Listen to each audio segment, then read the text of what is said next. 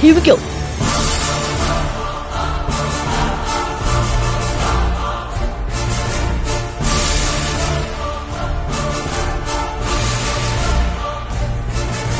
Welcome to our fairy world. Ladies and gentlemen, please welcome Free Will.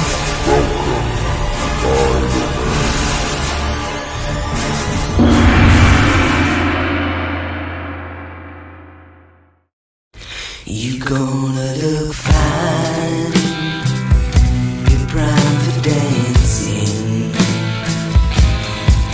You're gonna trip and glide out on the trampoline plane. Your diamond hands will be stacked with roses, and wind and cars and people of the past. I'll call you thin just when the moon sings. Place your face in stone upon a star, and gripped in your arms of the changeless madman. We'll dance our lives away in the ballrooms of Mars. You talk about day, I'm talking about nighttime, when monsters call out the names of men. Bob Dylan knows, and I bet Alan Freed did. There are things in night that are better not to behold. You dance with your lizard leather boots on, and pull the strings that change the faces of men. You diamond-browed hag, you a gutter-gone gangster. John Lennon knows your name, and I've seen his. Rock!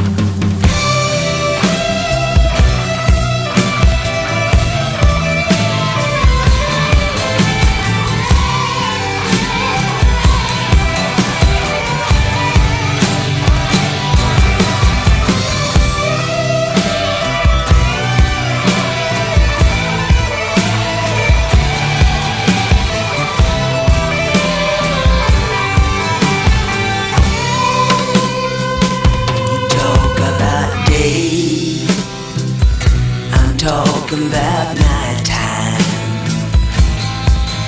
when monsters call out the names of men. Bob Dylan knows, and I bet Alan Freed did. There are things in night that are better not to behold.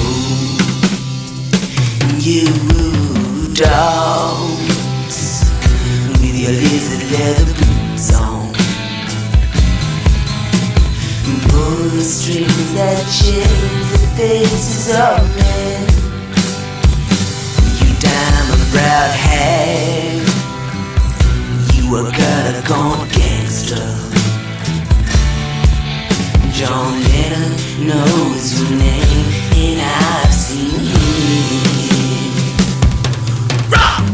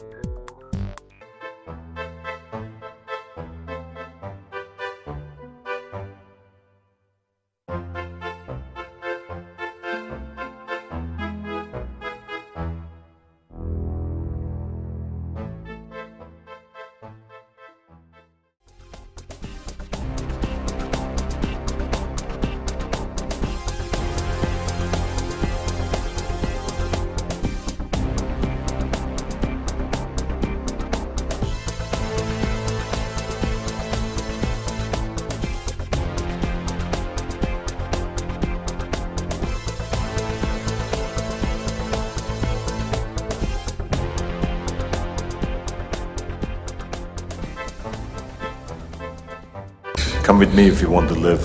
No problemo. Take it easy. We're the good guys. What's the matter? You son of a bitch! You gonna help me or not? Do I know you? I doubt it. Who are you? One of us is in deep trouble. Why not? No deal. If you're lying to me, I'll be back. I'll be back. Only in a rerun.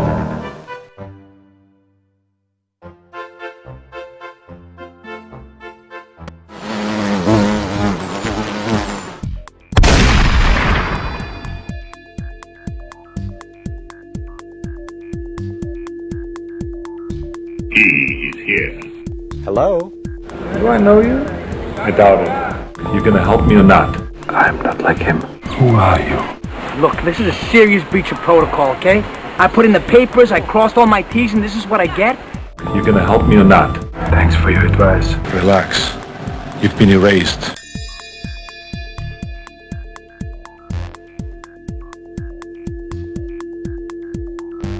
Hello?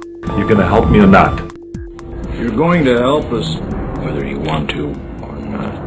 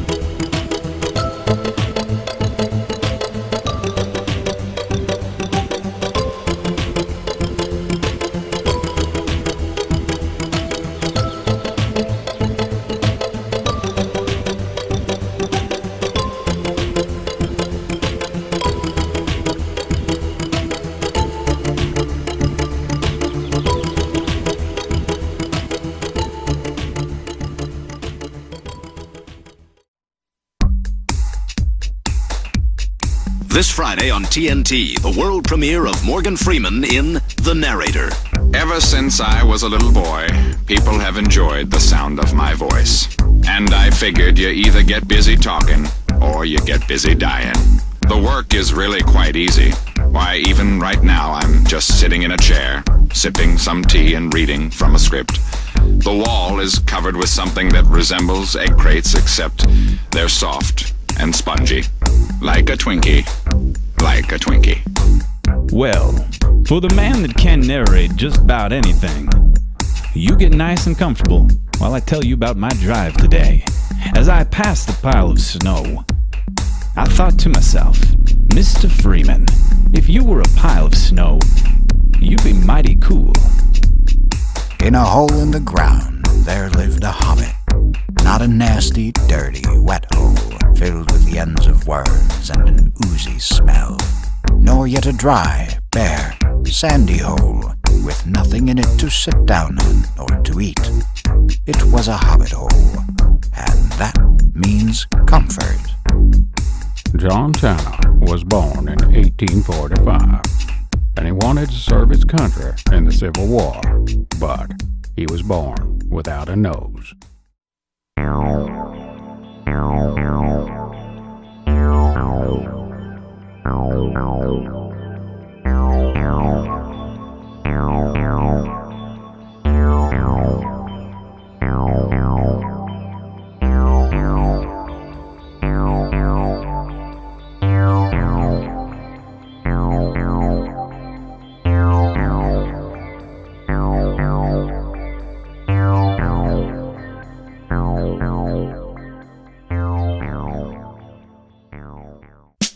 So there we were, driving down the tarmac, when all of a sudden, the limousine gets a flat.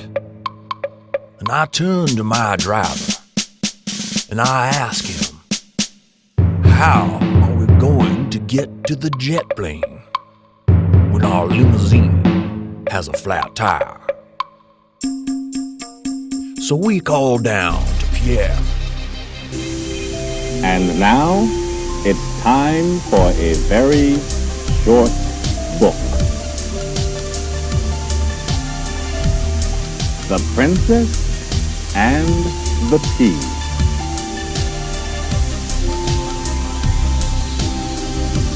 The Queen wanted to find out if this were a real princess.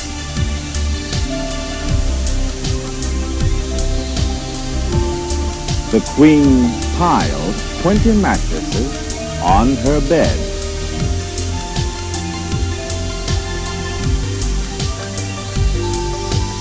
Under the bottom mattress, she placed a tea.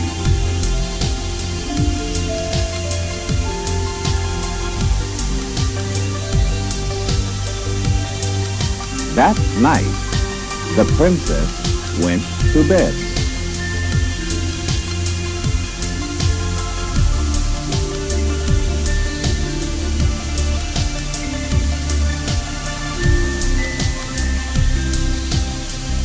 The next morning, that tea was flatter than a pancake.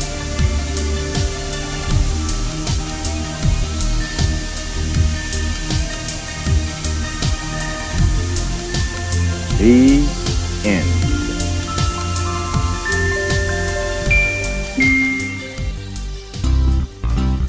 If gravity is an illusion, then it's time to call into question everything we think we know about the cosmos. It's our only hope to understand the grand scheme of the universe. Now, there's a lot of heroin users in this world. I'm not actually one of them, I just really love it. Love being around it, don't actually like using it at all. It's kind of funny, it makes me more unique than the rest of them. And if you've got a problem with that, well then I'll give you a good one too, huh? I hate you. I say that not out of anger, but simply as a fact. It's 67 degrees outside, and I hate you. God, that's awful! Francine, Courtney Cox played a chef on Friends. Your cooking is as bad as her acting. Stan, when someone starts out a sentence with, "What delivering pizzas has taught me," that's pretty much your cue to tune out. I love your religion. Virgin birth, water into wine. It's like Harry Potter, but it causes genocide and bad folk music. Oh, Steve, you're...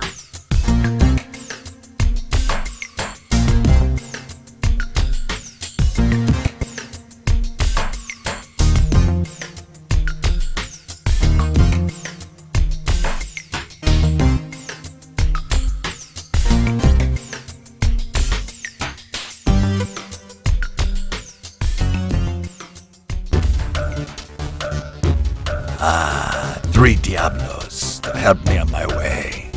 I was betrayed by my very best friend. He was an egg, just as this whisperer has done to you. So, kitties, will you help us? And later, we will all go out for fish sticks. I find your lack of faith in my daily affairs on the extreme dark side. This is the recipe for the Dark Side's White Wine Spritzer. Fill a wine glass half full with a super chilled wine. The glass should frost. That's when you know your wine's cool enough.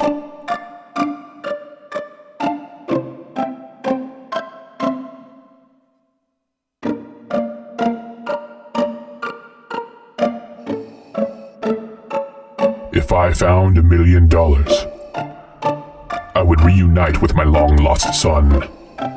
And if he were to reject my proposal to rule the galaxy with a dark side of the Force, I would tell him, you have failed me for the last time, Jedi scum.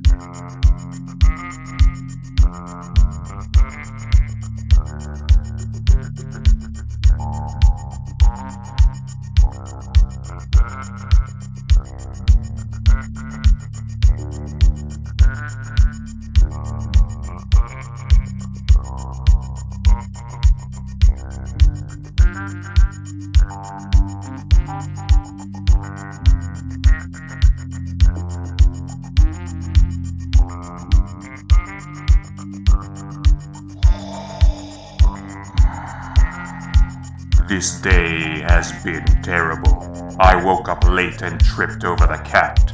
Then I realized I had forgotten to make coffee. Could this day possibly get any worse? Oh, for Pete's sake, now someone's gone and blown up the office. I realize now, we should have covered that exhaust port. Luke, I am your father, and I've called so that you will pick up some milk on your way back to the galaxy. The Maya, an ancient South American culture, predicted that time would end in a violent apocalypse on December 21st, 2012.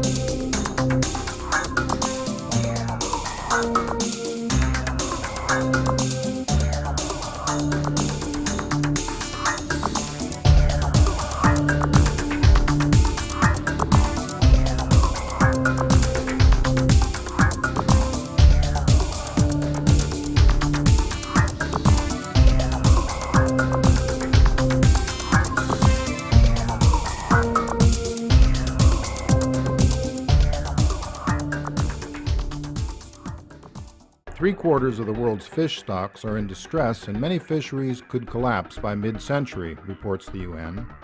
In our manufactured world, wild species perhaps deserve special protection, first and foremost as a potentially sustainable resource. We're a hungry world, nearly 7 billion today, and peaking around 9 billion in a few decades. Access to quality protein is an ethical and developmental issue. Fish account for 20 to 30% of the total animal protein consumed in many poor sub-Saharan and Southeast Asian countries. Additionally, all nations are not equal maritime powers. Some can't enforce commercial laws in their territorial waters. While industrial fishing is economically cost-effective, industrial boats scour coastal waters, leaving little behind for the local people who depend on the seas. But fish stocks are the real losers. Undesirables, non-commercial species, and juveniles are unintentionally caught and dumped back dead. This bycatch is especially bad in the shrimp industry, where it routinely accounts for 80% of the haul. Can we reconfigure the fishing industry for greater food security and ecological sustainability? Will doing so meet the growing demand for protein? Conservation zones present a reliable solution, as does banning the trade in threatened species. Aquaculture is on the rise and also has promise, yet it introduces problems of breeding, disease, and pollution, and requires fish meal to fatten the farmed fish. Should we ban industrial fishing or regulate it for sustainable output? Can farmed fish make up the difference? Furthermore, who will police the oceans? What do you think? The Elwha River runs pure and clean through the Pacific Northwest wilderness, surrounded by pristine national parkland. For 1,000 generations, the native Klallam people fished here for abundant salmon. But in the early 20th century, industrialists built a dam to generate electricity. For the salmon and the Klallam, it was a disaster. The elders, they were very frustrated and very angry in many ways. You still seen those Chinook salmon beating their beaks against the walls of the dam. For millennia, salmon had returned to the river from the ocean to spawn.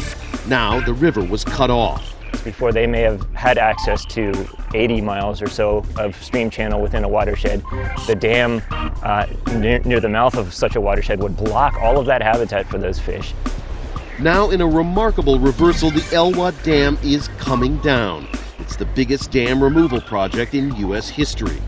It took decades of pressure from the tribe and environmentalists, followed by years of planning, environmental review, engineering studies, and legislation. But removal work finally began in September. Before this dam was built, there were 400,000 salmon living in the Elwha River. Now there are just 3,000. The hope is, once this dam is completely gone, those fish will return. Over time, many other forms of life will flourish as well.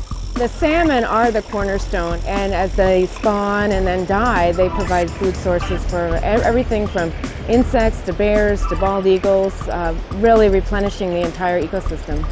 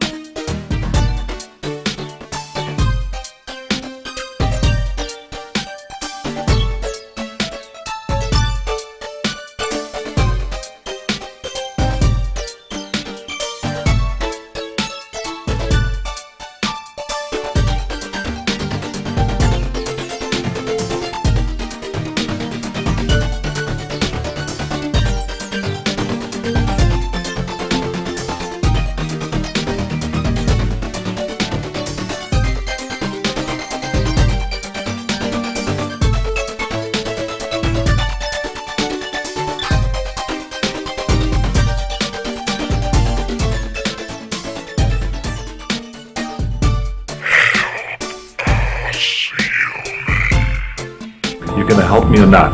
You can't say no. I don't remember asking you a goddamn thing. Oh, I'm sorry. Did I break your concentration? You, flock of seagulls. Know why we're here? Do as I say, and you live. Thanks for your advice. You gonna help me or not? Why not?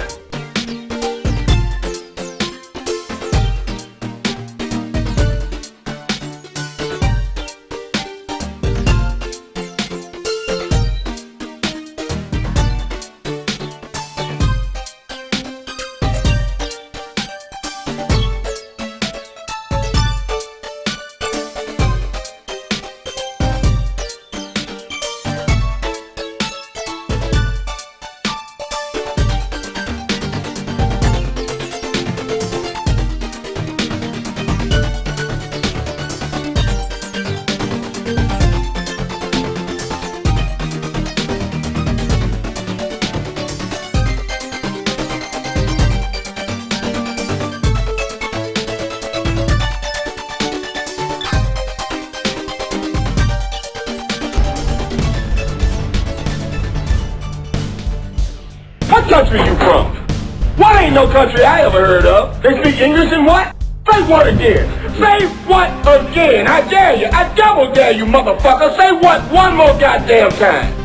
It's my job to handle life and death situations on a daily basis. It's what I do, and I'm very good at it. You name it, I've done it. You gonna help me or not? Take it easy. We are the good guys. You know you miss it. You miss the action. You bored the tears. Never say no to a hostage taker. It's in the manual. Yo, man, you best back off. I'm getting a little pissed here. You gonna help me or not? I'm gonna email you some pictures, alright? He's the toughest son of a bitch I ever met. You gonna help me or not? Why not?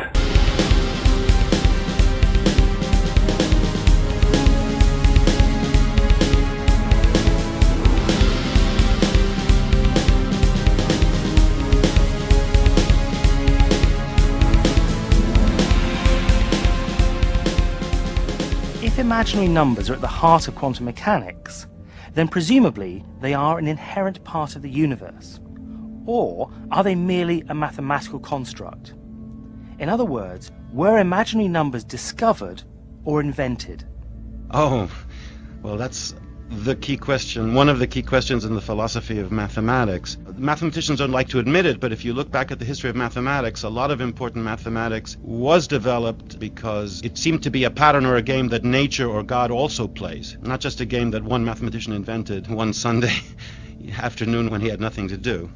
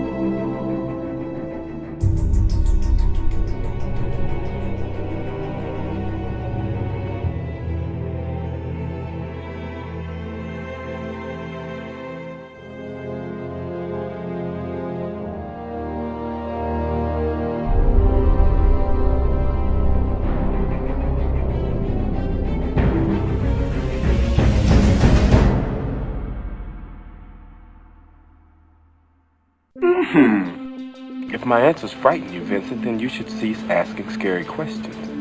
Please, continue. Oh, you were finished! Oh, well, allow me to retort. How would you know that? Don't give me attitude, sir. Hold on to your butt. Does he look like a bitch? One of us has made a gross error. I'm proud of you. That's cool in the gang. You know, we don't want to fuck your shit up. You gonna help me or not? Why not? You give me a call, all right? Environment and pollution. Do you recycle? Yeah, I do. How about you? I only recycle glass. I recycle everything. I recycle glass, paper, and plastic. That's cool. I guess you care about the environment a lot. I do. I think people pollute way too much.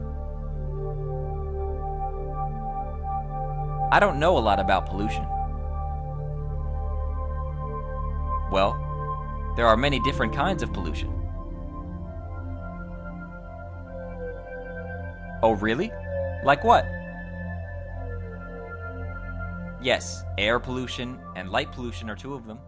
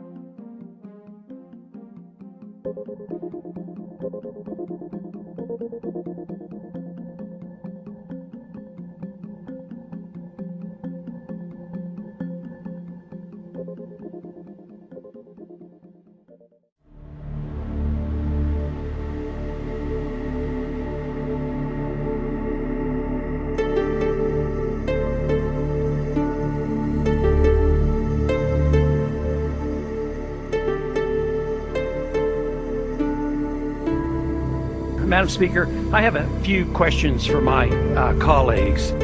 What if our foreign policy of the past century is deeply flawed and has not served our national security interests? What if we wake up one day and realize that the terrorist threat is a predictable consequence of our meddling in the affairs of others and has nothing to do with us being free and prosperous? What if propping up oppressive regimes in the Middle East endangers both the United States and Israel? What if occupying countries like Iraq and Afghanistan and bombing Pakistan is directly related to the hatred directed toward us? What if someday it dawns on us that losing over 5,000 American military personnel in the Middle East since 9/11 is not a fair trade-off for the loss of nearly 3,000 American citizens, no matter how many Iraqi, Pakistani, and Afghan people are killed or displaced? What if we finally decide that torture, even if called enhanced interrogation technique, is self-destructive and produces no useful information, and that contracting it out to a third world nation is just as evil? What if it is finally realized that war and military spending is always destructive to the economy? What if all wartime spending is paid for through the deceitful and evil process of inflating and borrowing? What if we finally see that wartime conditions always undermine personal liberty? What if conservatives who preach small government wake up and realize that our interventionist foreign policy provides the greatest incentive to expand the government? What if conservatives understood once again that their only logical position is to reject military intervention and managing an empire throughout the world? What if the American people woke up and understood that the official reasons for going to war are almost always based on lies and promoted by war propaganda in order to serve special interests? What if we as a nation came to realize that the quest for empire eventually destroys all great nations? What if Obama has no intention of leaving Iraq? What if a military draft is being planned for the wars that will spread if our foreign policy is not changed? What if the American people learn the truth, that our foreign policy has nothing to do with national security, that it never changes from one administration to the next? What if war and preparation for war is a racket serving the special interests? What if President Obama is completely wrong about Afghanistan and turns out worse than Iraq and Vietnam put together? What if Christianity actually teaches peace and not preventive wars of aggression? What if diplomacy is found to be superior to bombs and bribes in protecting America? What happens if my concerns are completely unfounded? Nothing. But what happens if my concerns are justified and ignored? Nothing good. And I yield back the balance of my time.